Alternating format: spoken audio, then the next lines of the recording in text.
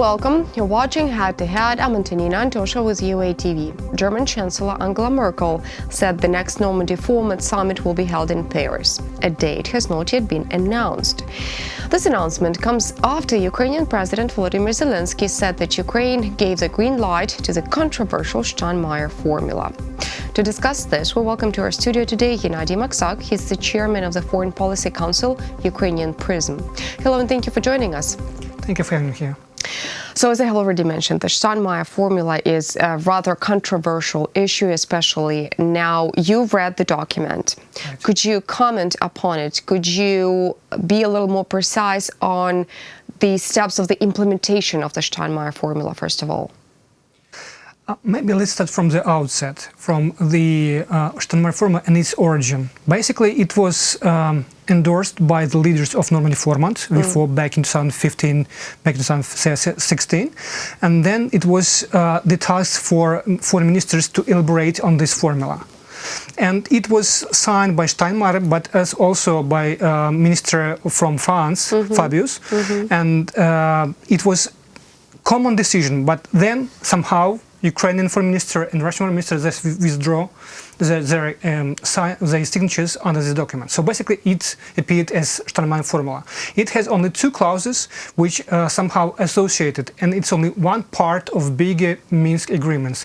It associated to elections and to this application of the special law on special status of some territories of Lugansk and Donetsk Oblast. Basically it's somehow connected when the preliminary application begins from the 8 p.m. after the elections are held, and it has so-called preliminary application.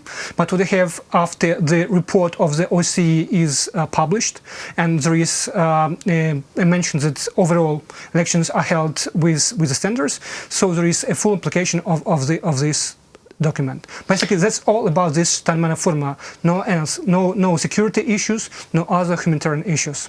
Okay, while the current Ukrainian government insists on the fact that signing the Steinmeier Formula is the opportunity to give further weight to the Normandy Format negotiations, right, the opposition parties in Ukraine claim that this is the basic surrender. What's your stand? It might be explainable from the side of society as well, because we have a lot of protests, a lot of understanding what's going on with this Steinmeier Formula, how it was signed, and what are the parts of the document. And basically, I think it is a big error of our authorities in communication part. So basically, have to explain what was the real document on the table and what are the real implications. I think that in this Steinmeier Formula, we have to also consider the idea that was raised by former President Kuchma during the meeting of the Trilateral Contact Group. So basically he voiced some security issues which are the precondition to go ahead with all these two parts of Steinmeier Formula. Nothing else is explained. So basically, if to put it together, it makes sense for Ukrainians, but without this part of on security issues, it looks somehow concerning for us.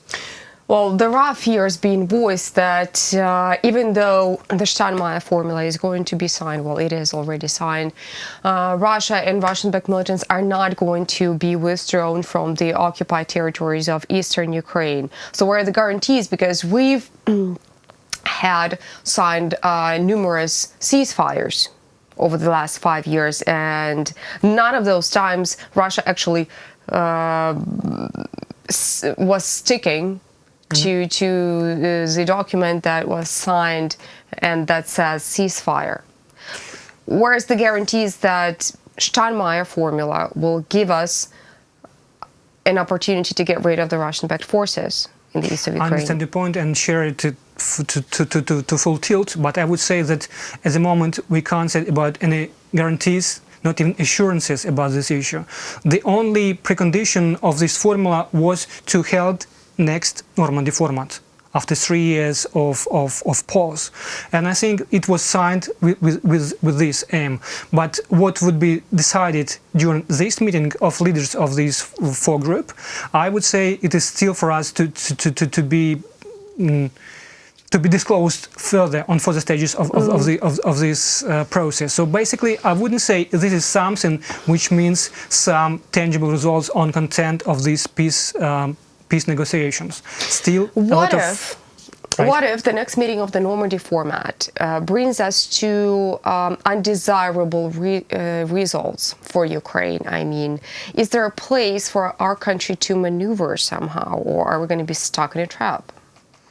If we trying to look at this document, Steinmeier Formula, we still have some checks just to avoid some threats we might meet on further stages, but I would say that Russia would pressure Ukrainian side heavily during these meetings, either on the level of foreign ministers meeting consultations, either on the level of heads of the states.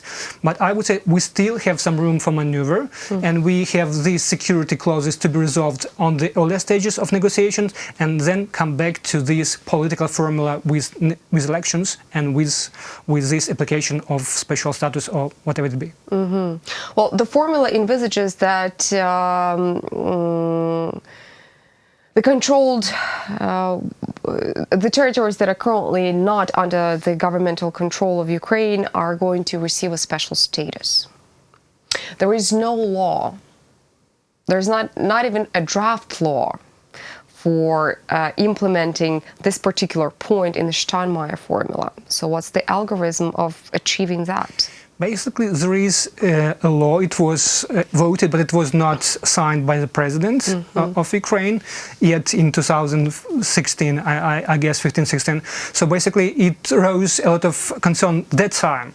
But I would say now President Zelensky pointed out that there is a need for new draft law on this issue, and more public consultations will be held on this issue with those who are interested in this process. That means there are still possibilities somehow to influence the content, the norms of this document. But what is another point about this draft law, that this Steinmeier Formula would be embedded in this new draft law. Okay, let's clarify a little bit what the special status actually means. Tough question, because this special nobody understands, including me. I want to know. Right. Tough question, because we have a law on this special status which was previously adopted, and it was very harmful. It was very harmful for Ukraine, because there are some issues, some clauses which run counter Ukrainian interest. What would be the next one? It was already voted by the president that it would be different from that one previous. But still, we are in a big journey to find out what will be the norms of the document. It is about a new administration of this region. It is about some how these elections would be implemented. What the results? What is the system of decentralization? Would it be the same as on controlled territories, or would it have some peculiarities? My exact question is that who is going to reinstate, who's going to rebuild Donbas after the war is over? I think this is still a big subject of negotiation between partners in Normandy Format.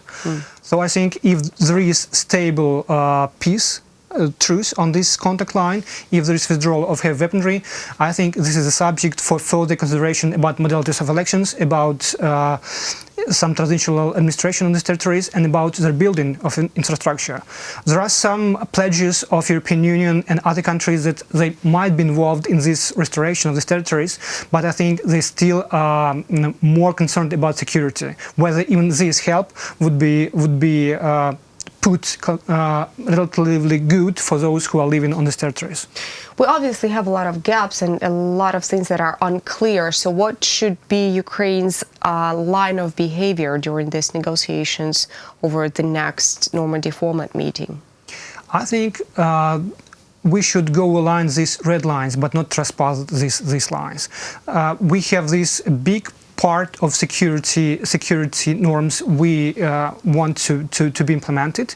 It is about our control of the border. It is about our presence, political presence on this territory, and about application of Ukrainian legislation in these territories.